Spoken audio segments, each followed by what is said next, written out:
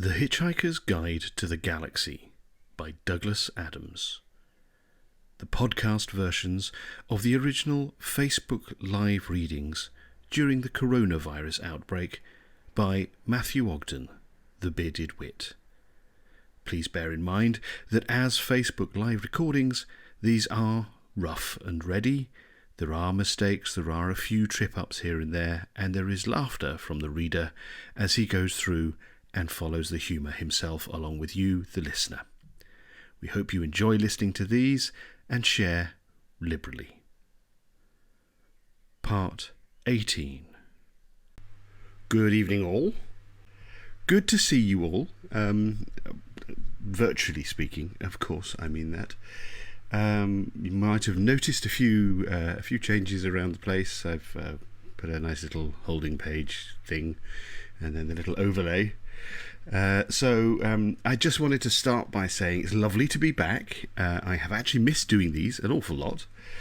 We've had an amazing summer, actually, because when I started all this, as I'm sure many of you were aware, this was just done as a bit of fun for family and friends over here in Europe. And in the intervening period from the first time I did the first reading back in March to now, we've ended up getting 32, it's the last time I checked, 32,000 listeners on the podcast version of this. 32,000 of you are listening from all over the world in 65 different countries. It is mind-blowing, and I'm getting a stream of very lovely messages from people from all over the place. So it's been tremendously lovely to see how this is just sort of taken on a bit of a life of its own. So thank you, all of you, for taking part and being a part of what is just a huge amount of fun for me, and I hope it is for you guys too.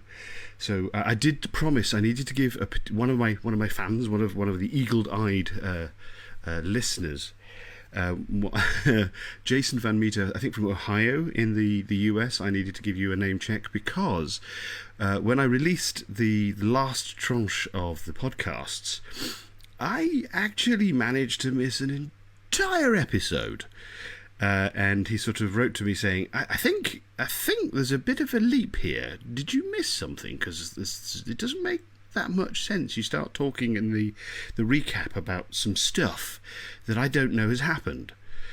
So I thought, no, absolutely not. I didn't make a mistake at all. Checked, and I'd missed an entire hour and a half of reading, which I then updated. So they are the podcasts are all up to date now. So thank you so much for letting us know about that, Jason. Everyone appreciates that. So a heads up or a shout out to Jason for that, and a big thank you to literally the many of you from all over the world that have written to me. If I haven't already replied, I apologise. I will get round to you. But it is so heartwarming to get your messages that this is clearly something that is it's giving you something good to enjoy. So I enjoy it, you enjoy it, we're all quids in. So enough of the schmaltzy stuff. Very quick recap. We are now 3 books into the 5-book trilogy. Yeah, I know, trilogy. It was intentional, I think. So we've checked off the list. We've done The Hitchhiker's Guide, we've done The Restaurant at the End of the Universe, and we've done Life, the Universe, and Everything. So we have 2 left. I'm not going to read the introduction to this edition, which is the next book, which is So Long and Thanks for All the Fish, because there are some spoilers in it, and I don't know how many of you are listening to this for the first time or would rather not have those spoilers, so I'm not going to read that. It's written by Neil Gaiman, the fantastic sci-fi writer who also collaborated on a number of things with Terry Pratchett as well, who is proving to be a popular choice for the next reading once we get through all this lot. The plan with this is, of course, to do it every Sunday evening for the foreseeable future until we get through the next 2 books. Some Sundays may not happen. Life gets in the way, things happen, whatever. But I will endeavour to try and keep it as consistent as possible for you guys as well. So, at the end of the last book, we basically left... we'd gone through the Krikkit Wars, or the Second Krikkit Wars, and we'd learnt about Haktar, and our intrepid heroes had prevented the universe from being completely obliterated, more by luck than judgment, I suspect, although there was a bit of judgment, let's be fair. Trillian had her stuff together on this one, but nobody else seemed to. And basically everyone went their own separate ways at the end of it, of the last book. So let's see where everybody is. I'm sure we'll start gathering people together and find out. So, welcome one and all. Really happy to be back. Sit back, get your tea, put your feet up, whatever you're doing, enjoy, and let's crack on. Okay, so long and thanks for all the fish. Prologue. Far out in the uncharted backwaters of the unfashionable end of the western spiral arm of the galaxy lies a small, unregarded yellow sun. Orbiting this at a distance of roughly 92 million miles is an utterly insignificant little blue-green planet, whose ape-descended lifeforms are so amazingly primitive that they still think that digital watches are a pretty neat idea. This planet has, or had, a problem, which was this. Most of the people living on it were unhappy for pretty much of the time. Many solutions were suggested for this problem, but most of these were largely concerned with the movements of small green bits of paper, which is odd because on the whole it wasn't the small green bits of paper which were unhappy. And so the problem remained. Lots of people were mean, and most of them were unhappy, even the ones with digital watches. Many were increasingly of the opinion that they'd all made a big mistake in coming down from the trees in the first place, and some of them said that even the trees had been a bad move, and that no one should have even left the oceans. And then, one Thursday, nearly 2,000 years after one man had been nailed to a tree for saying how great it would be to be nice to people for a change, a girl sitting on her own in a small cafe in Rickmansworth suddenly realised what it was that had been going wrong all this time, and she finally knew how the world could be made good and happy.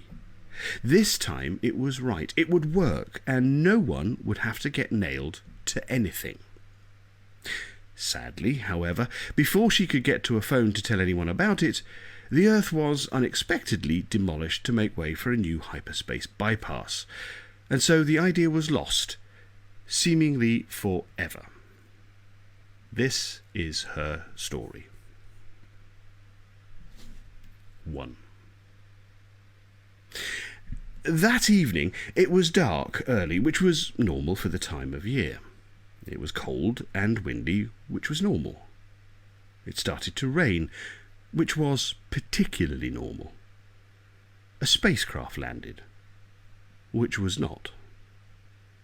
There was nobody around to see it except for some spectacularly stupid quadrupeds who hadn't the faintest idea what to make of it, or whether they were meant to make anything out of it at all, or eat it, or what. So they did what they did to everything, which was to run away from it and try to hide under each other, which never worked. It slipped down out of the clouds, seemingly balanced on a single beam of light. From a distance you would have scarcely noticed it through the lightning and the storm clouds, but seen from close to it was strangely beautiful. A grey craft of elegantly sculptured form, quite small. Of course, one never has the slightest notion what size or shape different species are going to turn out to be. But if you were to take the findings of the latest mid-galactic census report as any kind of accurate guide to statistical averages, you would probably guess that the craft would hold about 6 people, and you'd be right. You'd probably guess that anyway. The census report, like most such surveys, had cost an awful lot of money and didn't tell anybody anything they didn't already know, except that every single person in the galaxy had 2.4 legs and owned a hyena. Since this was clearly not true, the whole thing had eventually to be scrapped. The craft slid quietly down through the rain, its dim operating lights wrapping it in tasteful rainbows. It hummed very quietly, A hum which became a gradually louder and deeper. A hum which became gradually louder and deeper as it approached the ground, and which at an altitude of 6 inches became a heavy throb. At last it dropped and was quiet. A hatchway opened. A short flight of steps unfolded itself. A light appeared in the opening, a bright light, streaming out into the wet night, and shadows moved within. A tall figure appeared in the light, looked around, flinched, and hurried down the steps, carrying a large shopping bag under its arm. It turned and gave a single abrupt wave back to the ship, and already the rain was streaming through its hair. "Thank you," it called. "Thank you very—" He was interrupted by a sharp crack of thunder.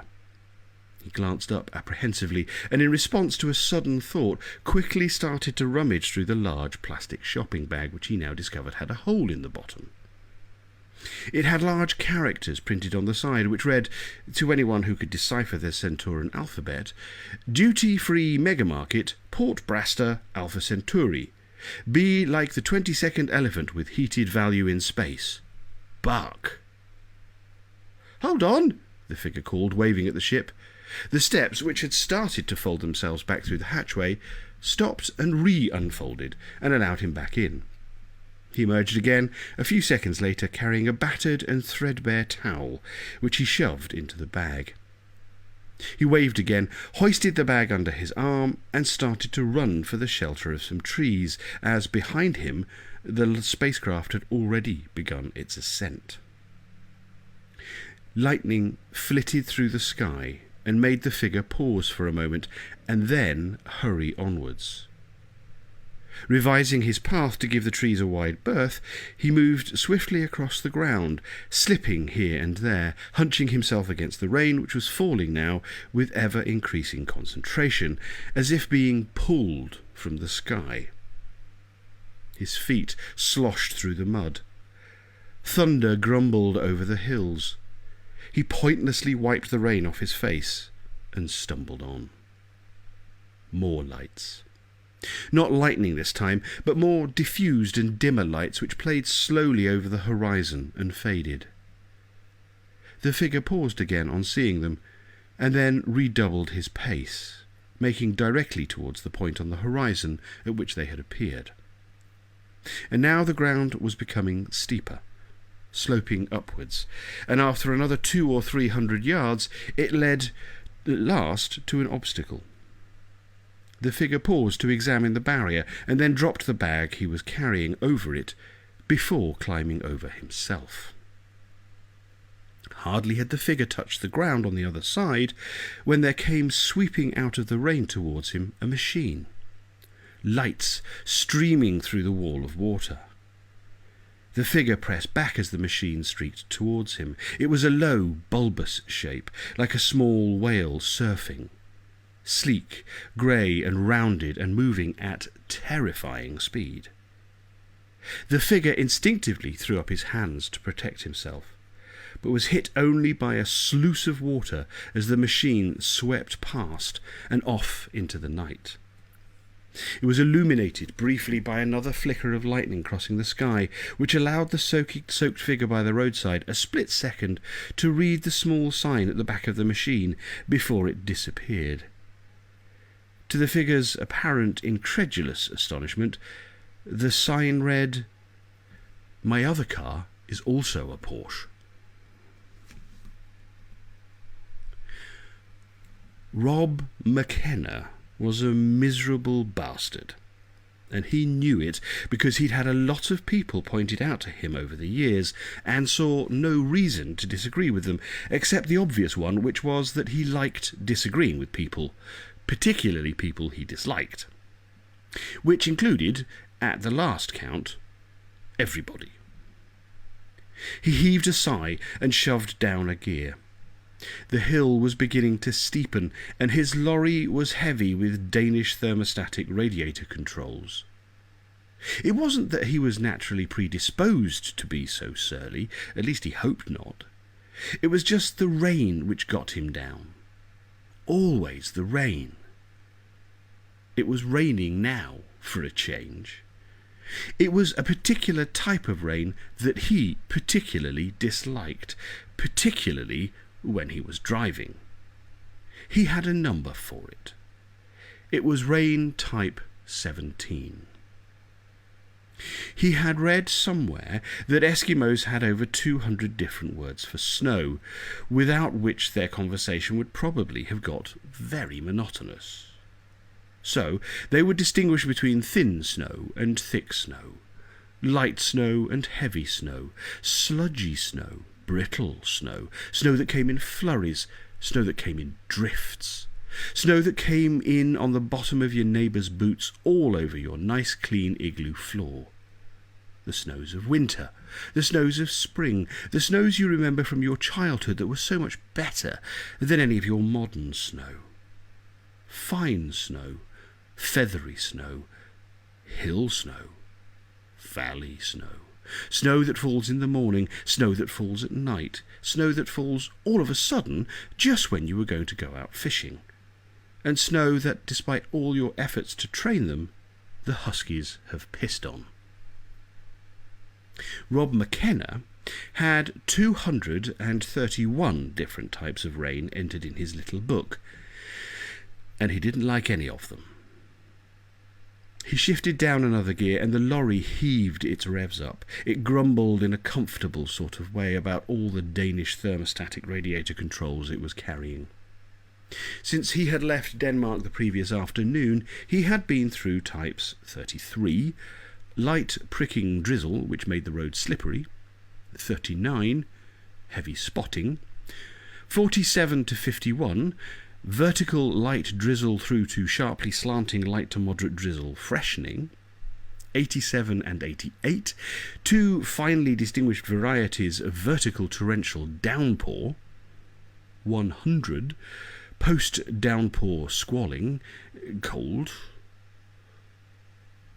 All the sea storm types between 192 and 213 at once, 123, 124, 126, 127, mild and intermediate cold gusting, regular and syncopated cab drumming, 11, breezy droplets, and now his least favourite of all, 17. Rain 17 was a dirty blatter battering against his windscreen so hard that it didn't make much odds whether he had his wipers on or off. He tested this theory by turning them off briefly, but as it turned out, the visibility did get quite a lot worse. It just failed to get better again when he turned them back on. In fact, one of the wiper blades began to flap off. Swish, swish, swish, flop, swish, swish, flop, swish, swish, flop, swish, flop, swish, flop, flop, flop, scrape. He pounded his steering wheel, kicked the floor, thumped his cassette player till it suddenly started playing Barry Manilow, thumped it again until it stopped, and swore and swore and swore and swore and swore. It was at the very moment that his fury was peaking that there loomed swimmingly in his headlights, hardly visible through the blatter, a figure by the roadside. A poor bedraggled figure, strangely attired, wetter than an otter in a washing machine, and hitchhiking. Poor miserable sod, thought Rob McKenna to himself, realising here was someone with a better right to feel hard done by than even himself. Must be chilled to the bone. Stupid to be out hitching on a filthy night like this. All you get is cold, wet, and lorries driving through puddles at you. He shook his head grimly, heaved another sigh, gave the wheel a turn, and hit a large sheet of water square on. See what I mean? He thought to himself as he ploughed swiftly through it. You get some right bastards on the road. Splattered in his rear-view mirror, a couple of seconds later, was the reflection of the hitchhiker, drenched by the roadside. For a moment, he felt good about this. A moment or two later, he felt bad about feeling good about it. Then he felt good about feeling bad about feeling good about it, and, satisfied, drove on into the night. At least it made up for having finally been overtaken by that Porsche he'd been diligently blocking for the last 20 miles.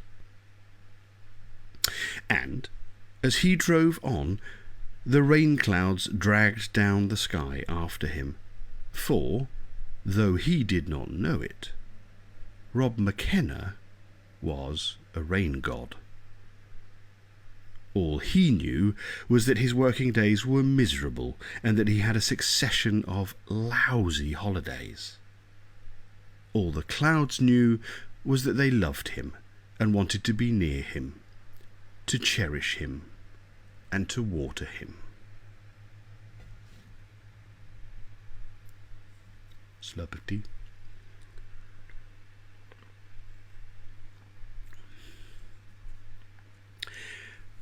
The next 2 lorries were not driven by rain gods, but they did exactly the same thing.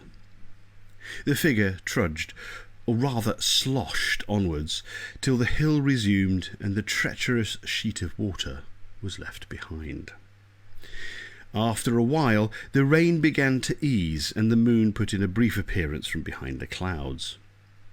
A Renault drove by, and its driver made a frantic and complex signal to the trudging figure to indicate that normally he would have been delighted to give the figure a lift, only he couldn't this time because he wasn't going in the direction that the figure wanted to go, whatever direction that might be, and he was sure that the figure would understand. He concluded the signal with a cheery thumbs-up sign, as if to say that he hoped the figure felt really fine about being cold and almost terminally wet, and he would catch him next time around. A figure trudged on. A Fiat passed and did exactly the same as the Renault. A Maxi passed on the other side of the road and flashed its lights at the slowly plodding figure, though whether this was meant to convey a hello, or sorry we're not going the other way, or hey look, there's someone in the rain, what a jerk, was entirely unclear. A green strip across the top of the windscreen indicated that whatever the message was, it came from Steve and Carola. The storm had now definitely abated, and what thunder there was now grumbled over more distant hills, like a man saying, "And another thing," 20 minutes after admitting he's lost the argument. The air was clearer now, and the night cold. Sound travelled rather well. The lost figure, shivering desperately, presently reached a junction, where a side road turned off to the left. Opposite the turning stood a signpost, which the figure suddenly hurried to and studied with feverish curiosity, only twisting away from it as another car passed by suddenly, and another. The first whisked by with complete disregard. The second flashed meaninglessly. A Ford Cortina passed and put on its brakes. Lurching with surprise, the figure bundled his bag to his chest and hurried towards the car, but at the last moment the Cortina spun its wheels in the wet and careered off up the road rather amusingly. The figure slowed to a stop and stood there, lost and dejected. As it chanced, the following day the driver of the Cortina went into hospital to have his appendix out. Only due to a rather amusing mix-up, the surgeon removed his leg in error, and before the appendectomy could be rescheduled, the appendicitis completely complicated into an entertainingly serious case of peritonitis, and justice in its way was therefore served. The figure trudged on. A Saab drew to a halt beside him. Its window wound down, and a friendly voice said, "Have you come far?" The figure turned towards it. He stopped and grasped the handle of the door. The figure, the car, and its door handle were all on a planet called the Earth, a world whose entire entry in the Hitchhiker's Guide to the Galaxy comprised the 2 words, mostly harmless. The man who wrote this entry was called Ford Prefect, and he was, at this precise moment, on a far-from-harmless world, sitting in a far-from-harmless bar, recklessly causing trouble. Whether it was because he was drunk, ill, or suicidally insane would not have been apparent to a casual observer, and indeed there were no casual observers in the old Pink Dog Bar on the lower south side of Handoled City, because it wasn't the sort of place you could afford to do things casually in if you wanted to stay alive. Any observers in the place would have been mean hawk-like observers, heavily armed, with painful throbbings in their heads, which caused them to do crazy things when they observed things they didn't like. One of those nasty hushes had descended on the place, a sort of missile crisis sort of hush. Even the evil-looking bird perched on a rod in the bar had stopped screeching out the names and addresses of local contract killers, which was a service that it provided for free. All eyes were on Ford Prefect. Some of them were on Storks.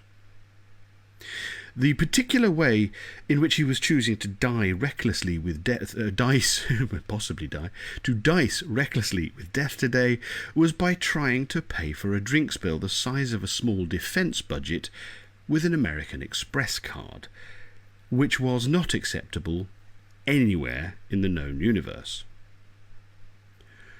"What are you worried about?" he asked in a cheery kind of voice. "The expiration date? Have you guys never heard of neo-relativity out here? There's whole new areas of physics which could take care of this sort of thing. Time dilation effects, temporal realistics." "We are not worried about the expiration date," said the man to whom he addressed these remarks, who was a dangerous barman in a dangerous city. His voice was a slow, soft purr, like the low, soft purr made by the opening of an ICBM silo. A hand like a side of meat tapped on the bar top, lightly denting it. "Well, that's good then," said Ford, packing his satchel and preparing to leave. The tapping finger reached out and rested lightly on the shoulder of Ford Prefect. It prevented him from leaving. Although the finger was attached to a slab-like hand, and the hand was attached to a club-like forearm, the forearm wasn't attached to anything at all, except in the metaphorical sense that it was attached by a fierce dog-like loyalty to the bar which was its home. It had previously been more conventionally attached to the original owner of the bar, who on his deathbed had unexpectedly bequeathed it to medical science. Medical science had decided they didn't really like the look of it, and had bequeathed it right back to the old Pink Dog Bar. The new barman didn't believe in the supernatural or poltergeist or anything kooky like that. He just knew a useful ally when he saw one. The hand sat on the bar. It took orders, it served drinks, it dealt murderously with people who behaved as if they wanted to be murdered, and Ford Prefect sat still. "We are not worried about the expiration date," repeated the barman, satisfied that he now had Ford Prefect's full attention. "We are worried about the entire piece of plastic." "What?" said Ford. He seemed a little taken aback. "This," said the barman, holding out the card as if it was a small fish whose soul had 3 weeks earlier winged its way to the land where fish are eternally blessed, "this we don't accept." Ford wondered briefly whether to raise the fact that he didn't have any other means of payment on him, but decided for the moment to soldier on. The disembodied hand was now grasping his shoulder lightly, but firmly, between its finger and thumb. "But you don't understand," said Ford, his expression slowly ripening into a little taken abackness, into rank incredulity. This is the American Express card. It is the finest way of settling bills known to man. Haven't you read their junk mail? The cheery quality of Ford's voice was beginning to grate on the barman's ears. It sounded like someone relentlessly playing the kazoo during one of the more sombre passages of a war requiem. One of the bones in Ford's shoulder began to grate against another one of the bones in his shoulder in a way that suggested that the hand had learnt the principles of pain from a highly skilled chiropractor. He hoped he could get this business settled before the hand decided to grate one of the bones in his shoulder against any of the bones in any different parts of his body. Luckily, the shoulder it was holding was not the one he had his satchel slung over.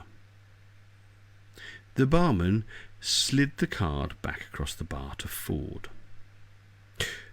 "We have never," he said with muted savagery, "heard of this thing." This was hardly surprising. Ford had only acquired it through a serious computer error towards the end of the 15-year sojourn he had spent on the planet Earth. Exactly how serious the American Express Company had got to know very rapidly, and the increasingly strident and panic-stricken demands of its debt collection department were only silenced by the unexpected demolition of the entire planet by the Vogons to make way for a new hyperspace bypass. He had kept it ever since because he found it useful to carry a form of currency that no one would accept. "Credit?" he said. "Argh!" These two words were usually coupled together in the old Pink Dog bar. "I thought," gasped Ford, "that this was meant to be a class establishment." He glanced around at the motley collection of thugs, pimps, and record company executives that skulked on the edges of the dim pools of light with which the dark shadows of the bar's inner recesses were pitted. They were all very deliberately looking in any direction but his now, carefully picking up the threads of their former conversations about murders, drug rings, and music publishing deals. They knew what would happen and didn't want to watch in case it put them off their drinks. "You are gonna die, boy," said the barman quietly at Ford Prefect, and the evidence was on his side. The bar used to have one of those signs hanging up which said, "Please don't ask for credit as a punch in the mouth often offends." But in the interest of strict accuracy, this was altered to, "Please don't ask for credit because having your throat torn out by a savage bird whilst a disembodied hand smashes your head against the bar often offends." However, this made an unreadable mess of the notice, and anyway, didn't have the same ring to it, so it was taken down again. It was felt that the story would get out about of its own accord, and it had. Let me look at the bill again," said Ford. He picked it up and studied it thoughtfully under the malevolent gaze of the barman and the equally malevolent gaze of the bird, which was currently gouging great furrows in the bar top with its talons. It was a rather lengthy piece of paper. I've had bills like that. At the bottom of it was a number which looked like one of those serial numbers you find on the underside of stereo sets, which always take so long to copy onto the registration form. He had, after all, been in the bar all day. He had been drinking a lot of stuff with bubbles in it, and he had bought an awful lot of rounds for all the pimps, thugs, and record executives who suddenly couldn't remember who he was. He cleared his throat rather quietly and patted his pockets. There was, as he knew, nothing in them. He rested his hand lightly but firmly on the half-open flap of his satchel. The disembodied hand renewed its pressure on his right shoulder. "You see," said the barman, and his face seemed to wobble evilly in front of Ford's, "I have a reputation to think of. You see that, don't you?" This is it, thought Ford. There was nothing else for it. He had obeyed the rules. He had made a bona fide attempt to pay his bill, which had been rejected. He was now in danger of his life. "Well," he said quietly. "If it's your reputation." With a sudden flash of speed, he opened his satchel and slapped down on the bar top his copy of The Hitchhiker's Guide to the Galaxy and the official card which said that he was a field researcher for the guide and absolutely not allowed to do what he was now doing. "You want a write-up?" The barman's face stopped mid-wobble. The bird's talons stopped in mid-furrow. The hand slowly released its grip. "That," said the barman in a barely audible whisper from between dry lips, "will do nicely, sir." Another slurp of tea.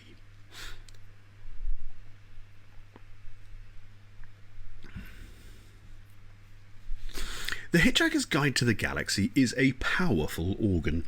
Indeed, its influence is so prodigious that strict rules have had to be drawn up by its editorial staff to prevent its misuse. So none of its field researchers are allowed to accept any kind of services, discounts, or preferential treatment of any kind in return for editorial favours, unless A. they have made a bona fide attempt to pay for a service in the normal way, B. their lives would otherwise be in danger, or C. they really want to. Since invoking the third rule always involved giving the editor a cut, Ford always preferred to muck about with the first two. He stepped out along the street, walking briskly. The air was stifling, but he liked it because it was stifling city air, full of excitingly unpleasant smells, dangerous music, and the distant sound of warring police tribes. He carried his satchel with an easy swaying motion so that he could get a good swing at anyone who wanted to try and take it from him without asking. It contained everything he owned, which at the moment really wasn't much. A limousine careered down the street, dodging between the piles of burning garbage and frightening an old pack animal which lurched, screeching out of its way, stumbled against the window of a herbal remedies shop, set off a wailing alarm, blundered off down the street, and then pretended to fall down the steps of a small pasta restaurant where it knew it would get photographed and fed. Ford was walking north. He thought it was probably on his way to the spaceport, but he had thought that before. He knew he was going through that part of the city where people's plans often changed quite abruptly. "You want to have a good time?" said a voice from a doorway. As far as I can tell," said Ford, "I'm having one, thanks." "Are you rich?" said another. This made Ford laugh. He turned and opened his arms in a wide gesture. "Do I look rich?" he said. "Dunno," said the girl. "Maybe, maybe not. Maybe you'll get rich. I have a very special service for rich people." "Oh, yes," said Ford, intrigued but careful. "What's that?" "I tell 'em it's okay to be rich." Gunfire erupted from a window high above them, but it was only a bass player getting shot for playing the wrong riff 3 times in a row, and bass players are 2 a penny in Handel City. Ford stopped and peered into the dark doorway. "You what?" he said. The girl laughed and stepped forward a little out of the shadow. She was tall and had that kind of self-possessed shyness which is a great trick if you can do it. "It's my big number," she said. "I have a master's degree in social economics and can be very convincing. People love it, especially in this city." "Goosenark," said Ford Prefect, which was a special Beetlejuicean word he used when he knew he should say something but didn't know what it should be. He sat on a step, took from his satchel a bottle of that old jank spirit and a towel.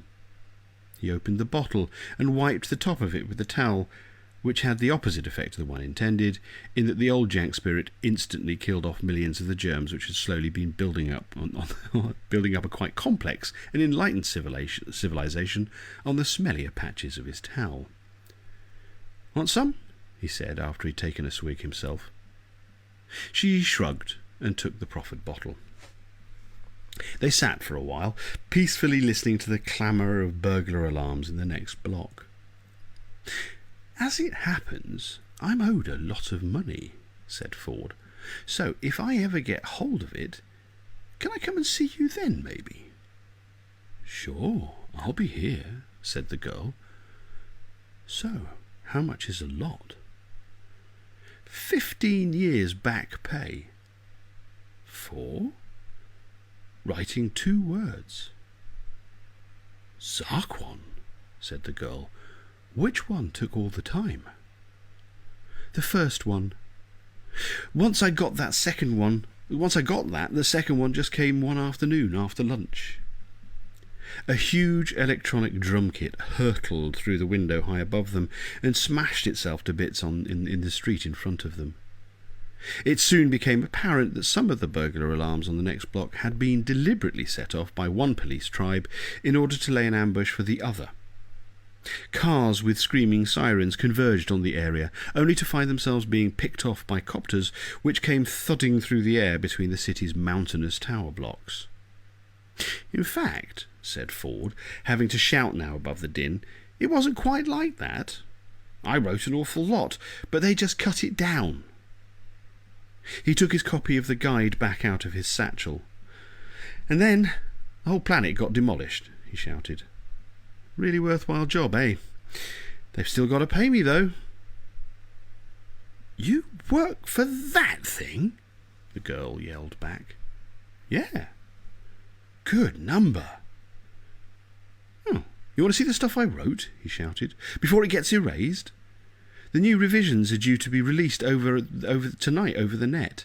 Someone must have found out by now that the planet I spent 15 years on has been demolished.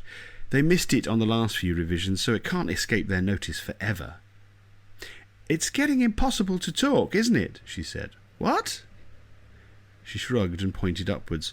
There was a copter above them now, which seemed to be involved in a side skirmish with the band upstairs. Smoke was billowing from the building. The sound engineer was hanging out of the window by his fingertips, and a maddened guitarist was beating on his fingers with a burning guitar. The helicopter was firing at all of them. "Can we move?" They wandered down the street away from the noise.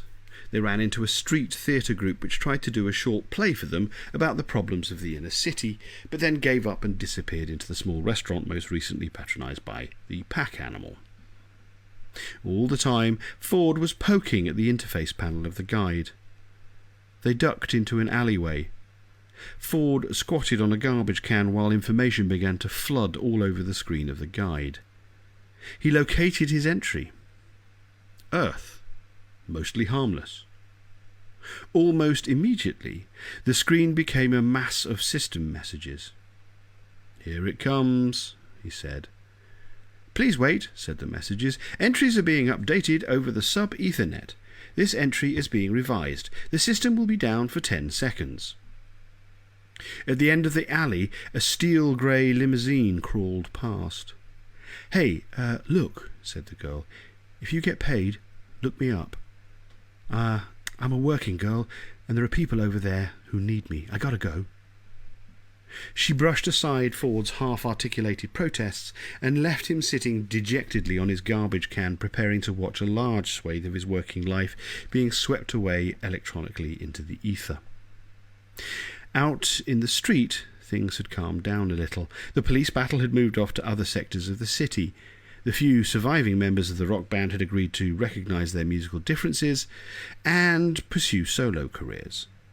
The street theatre group were re-emerging from the pasta restaurant with the pack animal, telling it that they would take it to a bar that they knew where it would be treated with a little respect. And a little way further on down, the steel-grey limousine was parked silently by the curbside. The girl hurried towards it. Behind her, in the darkness of the alley, a green flickering glow was bathing Ford Prefect's face, and his eyes were slowly widening in astonishment. From where he had expected to find nothing, an erased, closed-off entry, there was instead a continuous stream of data. Text, diagrams, figures and images, moving descriptions of surf on Australian beaches, yogurt on Greek islands, restaurants to avoid in Los Angeles, currency deals to avoid in Istanbul, weather to avoid in London, and bars to go everywhere. Pages and pages of it. It was all there, everything he had written. With a deepening frown of blank incomprehension, he went backwards and forwards through it, stopping here and there at various entries. Tips for aliens in New York. Land anywhere. Central Park. Anywhere. No one will care, indeed, even notice. Surviving. Get a job as a cab driver immediately. A cab driver's job is to drive people anywhere they want to go to in big yellow machines called taxis. Don't worry if you don't know how the machine works and you can't speak the language, don't understand the geography, or indeed the basic physics of the area, and have large green antennae growing out of your head. Believe me, this is the best way of staying inconspicuous. If your body is really weird, try showing it to people on the streets for money. Amphibious life forms from any of the worlds in the swelling, noxious, or Nausalia systems will particularly enjoy the East River, which is said to be richer in those lovely life-giving nutrients than the finest and most virulent laboratory slime ever achieved. Having fun. This is the big section. It is impossible to have more fun without electrocuting your pleasure centres. Ford flipped the switch, which he saw was now marked Mode Execute Ready, instead of the now old-fashioned Access Standby, which had so long ago been replaced by the appallingly Stone Age Off. This was a planet that he had seen completely destroyed, seen with his own two eyes, or rather blinded as he had been by the hellish disruption of air and light, felt with his own 2 feet as the ground had started to pound at him like a hammer, bucking, roaring, gripped by tidal waves of energy pouring out of the loathsome yellow Vogon ships, and then at last, 5 seconds after the moment he had determined as being the last possible moment they had already passed, the gently swinging nausea of dematerialization, as he and Arthur Dent had been beamed up through the atmosphere like a sports broadcast. There was no mistake. There was no mistake. There couldn't have been. The Earth had definitely been destroyed. Definitely. Boiled away into space. And yet here, he activated the guide again, was his own entry on how you would set about having a good time in Bournemouth, Dorset, England, which he had always prided himself on as being one of the most baroque pieces of invention that he had ever delivered. He read it again, and shook his head in sheer wonder. Suddenly he realized what the answer to the problem was, and it was this, that something very weird was happening. And that if something very weird was happening, he thought, he wanted it to be happening to him.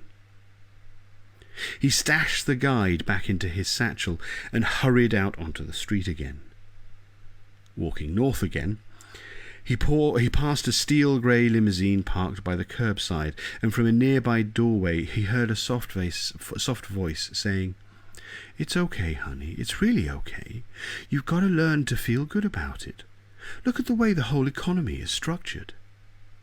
Ford grinned, detoured round the next block, which was now in flames, found a police helicopter which was standing unattended in the street, broke into it, strapped himself in, crossed his fingers, and sent it hurtling inexpertly into the sky.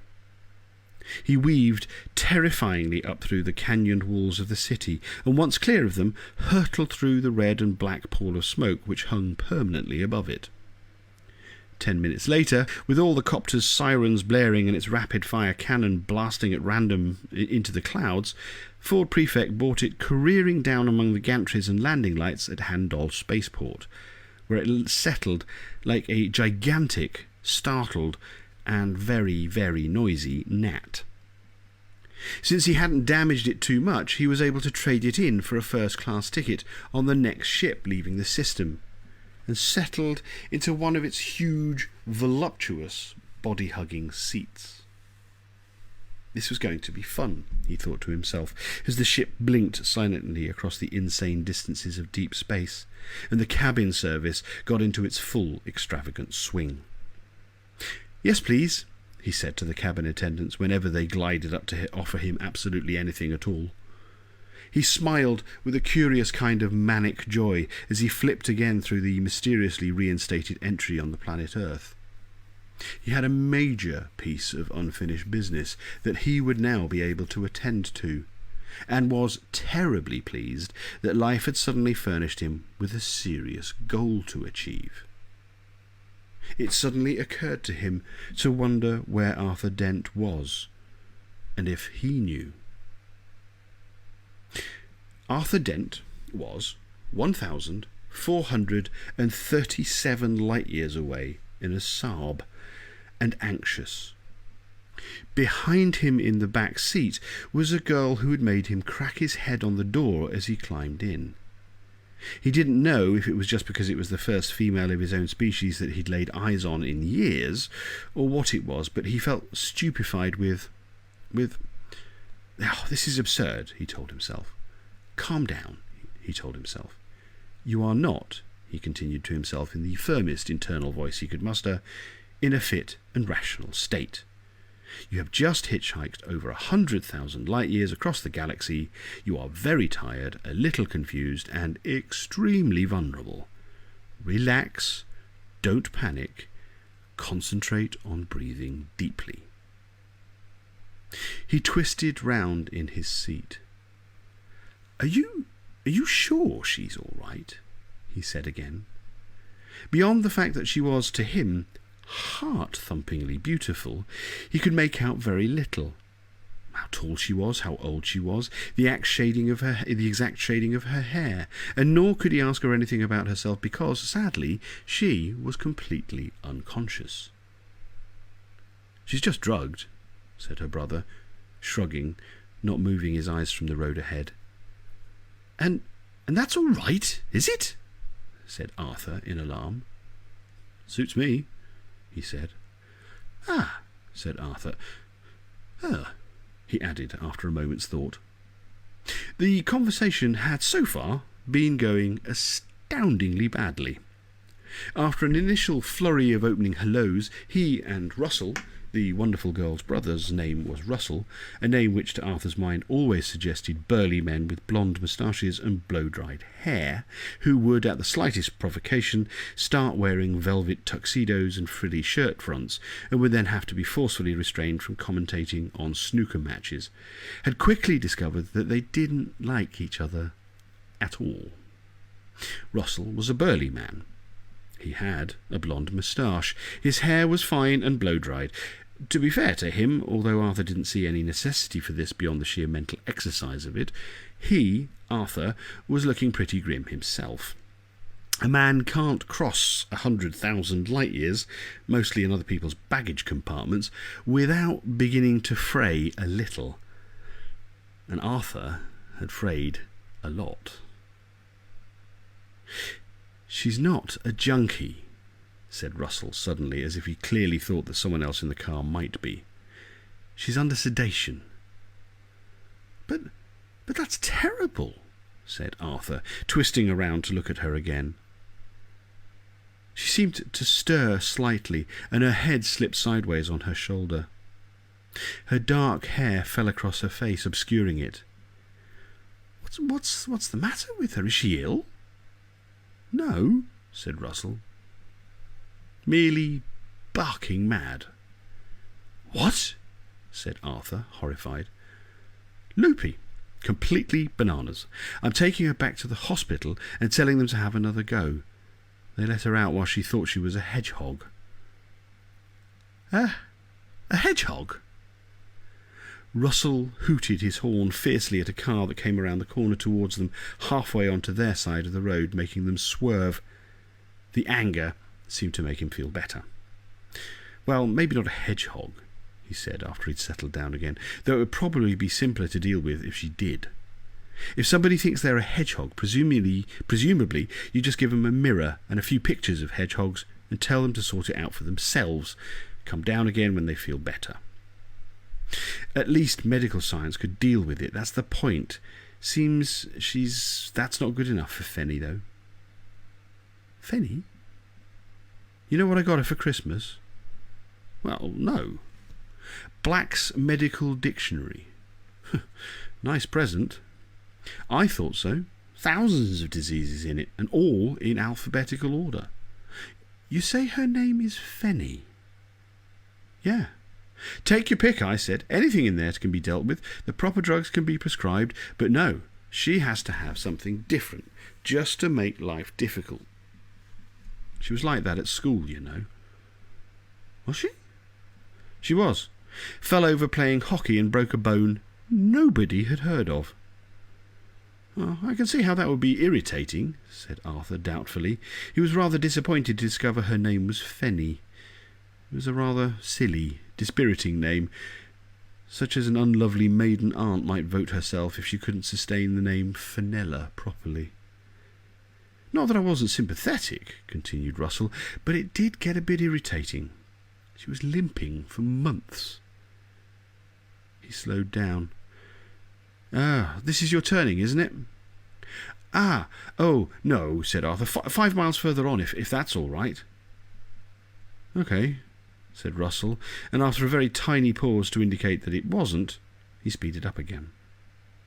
It was, in fact, Arthur's turning, but he couldn't leave without finding something more about this girl, who seemed to have taken such a grip on his mind without even waking up. He could take either of the next 2 turnings.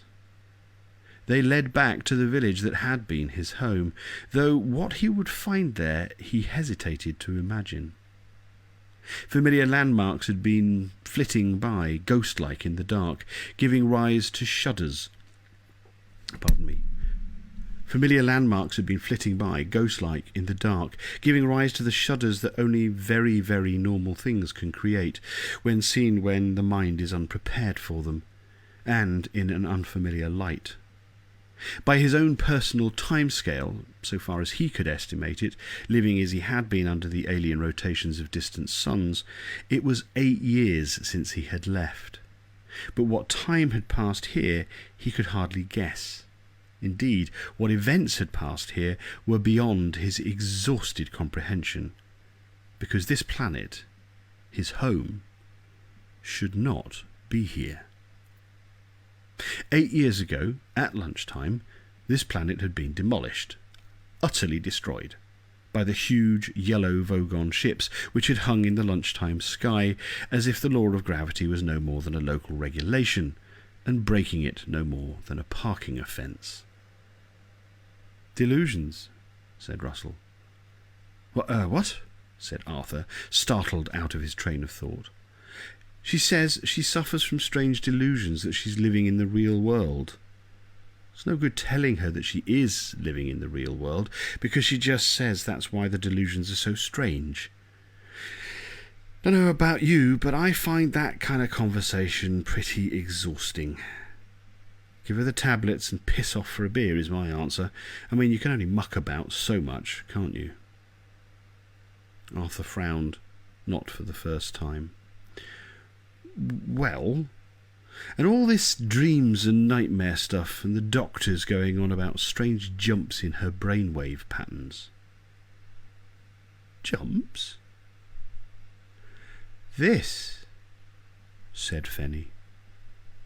Arthur whirled around in his seat and stared into her suddenly open but utterly vacant eyes. Whatever she was looking at wasn't in the car.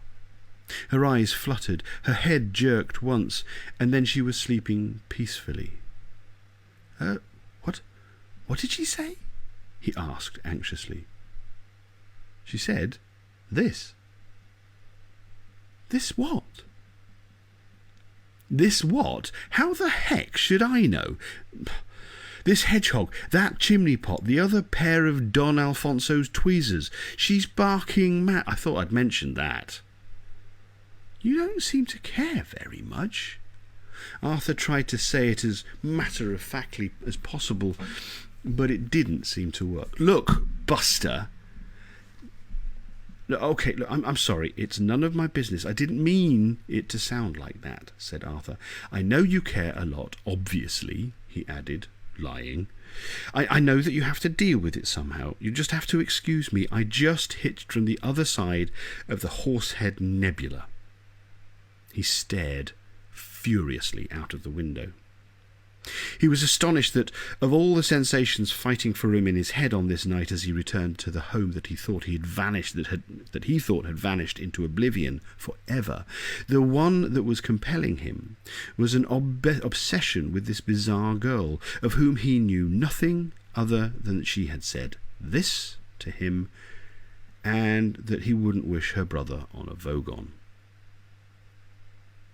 So, what were the jumps? These jumps you mentioned? He went on to say as quickly as he could. "Look, this is my sister. I don't even know why I'm talking to you about... Oh, okay, I'm sorry. Perhaps you'd better let me out. This is..." At the moment he said it, it became impossible, because the storm which had passed them by suddenly erupted again. Lightning belted through the sky, and someone seemed to be pouring something which closely resembled the Atlantic Ocean over them through a sieve. Russell swore and stared intently for a few seconds as the sky blattered at them. He worked out his anger by rashly accelerating to pass a lorry marked "McKenna's All-Weather Haulage."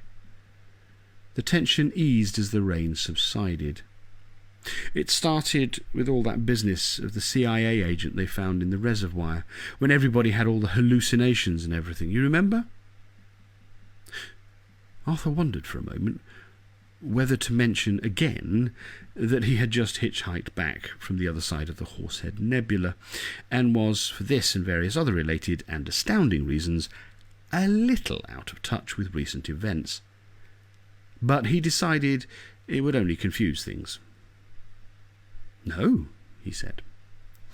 "That was the moment she cracked up. She was in a cafe somewhere, Rickmansworth, I think. Don't know what she was doing there, but that was where she cracked up.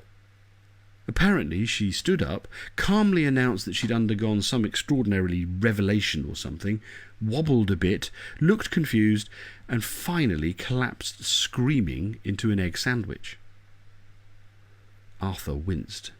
"I'm very sorry to hear that," he said, a little stiffly. Russell made a sort of grumping noise. So what," said Arthur in an attempt to piece things together, "so what was the CIA agent doing in the reservoir?" "Well, bobbing up and down, of course. He was dead." "But what? Oh, come on. You remember all that stuff. The hallucinations. Everyone said it was a cock-up. The CIA trying experiments in drug warfare or something. Some crackpot theory that instead of invading a country, it would be much cheaper and more effective to make everyone think they'd been invaded." What hallucinations were those exactly?" said Arthur in a rather quiet voice. "What do you mean, what hallucinations?" "I'm talking about all that stuff with the big yellow ships. Everyone going crazy and saying that we're all going to die, and then pop, they vanished as the effect wore off. The CIA denied it, which meant, of course, it must be true." Arthur's head went a little swimmy. His hand grabbed at something to steady himself, and gripped it tightly. His mouth made little opening and closing movements, as if it was on his mind to say something, but nothing emerged. "Anyway," continued Russell, "whatever drug it was didn't seem to wear off so fast with Fenny. I was all for suing the CIA, but a lawyer friend of mine said it would be like trying to attack a lunatic asylum with a banana. So..." He shrugged.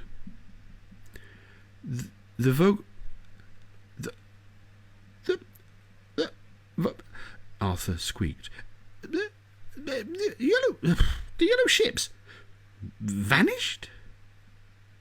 Well, of course they did. They were hallucinations, said Russell, and looked at Arthur rather oddly. Are you trying to say you don't remember any of this? Where have you been, for heaven's sake? This was, to Arthur, such an astonishingly good question that he half leapt out of his seat with a shock. Christ! Yelled Russell, fighting to control the car which was suddenly trying to skid. He pulled it out of the path of an oncoming lorry and swerved up onto a grass bank. As the car lurched to a halt, the girl in the back was thrown against Russell's seat and collapsed awkwardly. Arthur twisted round in horror. Is she all right? He blurted out. Russell swept his hands angrily back through his blow-dried hair. He tugged at his blonde moustache. He turned to Arthur. Would you please, he said, let go of the handbrake?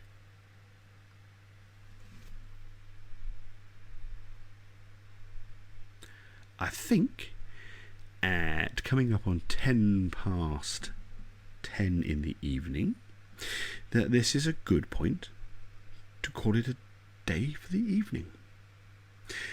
Thank you very much, everybody, for joining.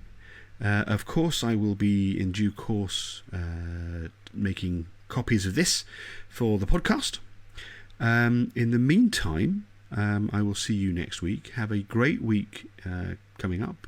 Thank you very much for joining again. It's nice to be back, and it's nice to have you all here. Look after yourselves, and see you next week.